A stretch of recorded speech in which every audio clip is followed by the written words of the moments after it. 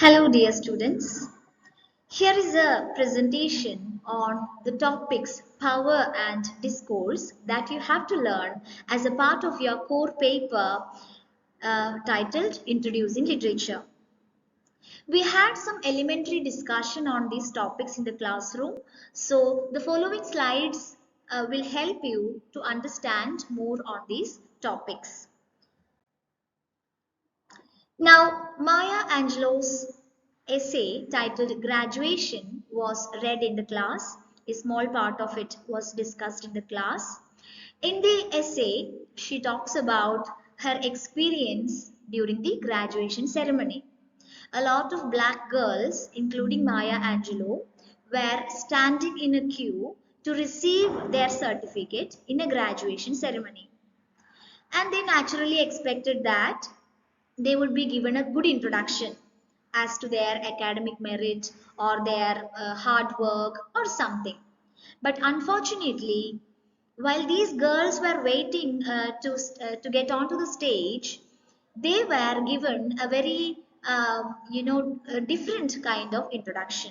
They were sadly reminded of their black ancestry, how they were washerwomen or cleaners or housemaids. They were reminded of this past of the African Americans.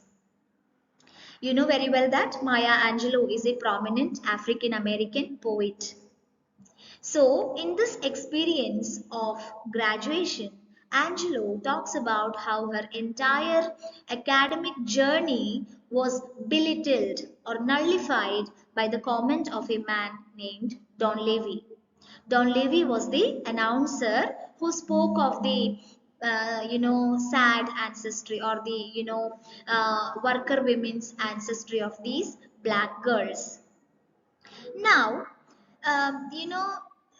their academic merit is completely belittled by Don Levy. Now you have to imagine that Don Levy is a white man and how the white man is able to belittle or nullify or to show to be extremely puny the very existence of these black girls. He was so successful in doing this. Instead of praising them for their academic merit, he completely insulted them, right? So here you can also see something called double marginalization. Marginalization is itself an act of subjugation or sidelining people, limiting them from achieving their full rights. The marginalized people are powerless people. Here, what happens is double marginalization. One based on their skin color and the second one based on their gender. Don Levy, the white man, is able to exercise a conscious or unconscious act of double marginalization on these black African American girls. So double marginalization is marginalization on the basis of two elements, race and gender. The writer Maya Angelou and her friends were the objects of this double marginalization.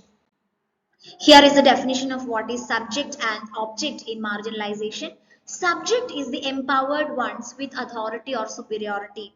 Here in this example, Don Levy is the subject and the object is the subjugated or controlled or exploited or abused people. That is the object. In this example, the objects are the black girls who graduate. So that is the difference between the subject and object in marginalization. Maya Angelou and the black girls were the object of double marginalization. I repeat.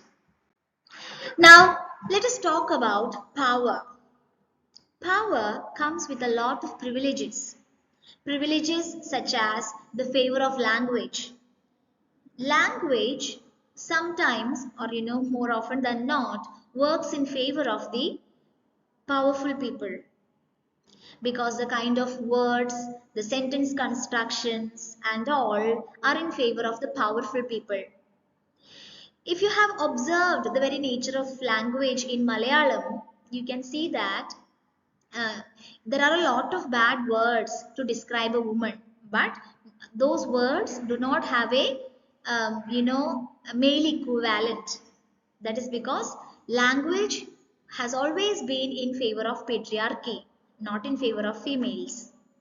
In this way, language is also in favor of the whites, or all the privileged people. They are the powerful ones. Knowledge is also under the control or reach of the powerful people. The powerless people find it difficult to get that knowledge which can be used to liberate themselves. As you know, education was not easy for most of the subjugated people all over the world. So knowledge is also under the full control and reach of the powerful people. Difficult for the powerless people to get it. Another thing is material wealth. You know it very well. The rich people are always the privileged and powerful people, and vice versa. The powerful people have money, or the rich people have power. High culture is also that which belongs to the powerful people, because the powerful people define what is high culture and low culture, and naturally they define theirs to be of high culture and that of the marginalized people to be poor, low culture. So the powerful people are also those who showcase or show off a high culture in the society. They occupy the mainstream social spaces. The powerful people are the ones who take up the social spaces. They have a say in things. They take up leadership roles. They get to speak in public. They get to influence policy making. So the powerful people always have the mainstream social spaces. The subjugated people or the marginalized people, whom we also call as the subaltern people, do not have any of these privileges. Who are these subaltern people? Women, blacks, Dalits, children who are powerless, right? All these people can be termed as the powerless people, upon whom the powerful people exercise their authority. And these are the privileges enjoyed by the powerful people. Now, here is a definition of discourse. Discourse means a field of communication and cultural practices. It is where and how power operates. So discourse means communication and cultural practices. Okay. Communication means words, dialogues, what is written in a book. Discourse refers to communication and cultural practices. So discourse is where power operates. It is through the words, written or spoken, as well as the cultural practices, for example, marriage. It is through this kind of communication and cultural practices that power operates. If a white man has power, he shows off his power in communication or through cultural practices. You get it, I guess. Now, the meaning of discourse is very much political. What do you mean by political? A power struggle is there. Every relationship is a power struggle. In every relationship, you can see the equation of one powerful person and one powerless person.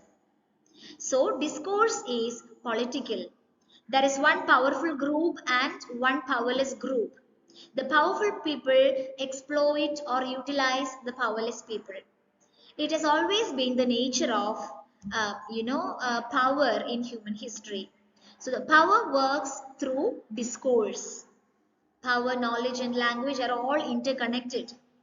You know that the powerful people have access to knowledge, or the powerful people create knowledge.